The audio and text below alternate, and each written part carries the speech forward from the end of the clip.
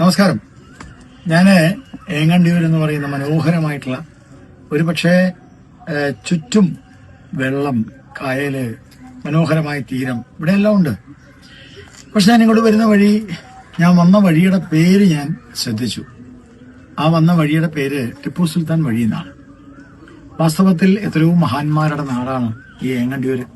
എനിക്ക് ഏറ്റവും പ്രിയപ്പെട്ട ചരിത്ര രചനയിൽ ഭാരത പാരമ്പര്യവും ഭാരതീയ സംസ്കാരവും ഭാരതത്തിന്റെ പൈതൃകവും എല്ലാം എഴുതിയിട്ടുള്ള വേലായുധൻ പണിക്കശ്ശേരിയുടെ വീട്, തറവാട്. ആ തറവാട്ടിലേക്ക് വരുന്ന ആ വഴിയുടെ പേര് ടിപ്പു സുൽത്താൻ റോഡെന്നാണ്. ടിപ്പു സുൽത്താനും ഈ നാടും തമ്മിൽ എന്ത് ബന്ധം? ഒരു ബന്ധവുമില്ല. ടിപ്പു സുൽത്താൻ ഈ നാട്ടിൽ ആക്രമിച്ചു വന്നയാളാണ്.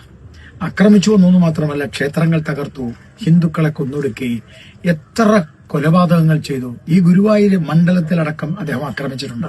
പക്ഷെ അദ്ദേഹത്തിന്റെ പേരിലാണ് റോഡ്.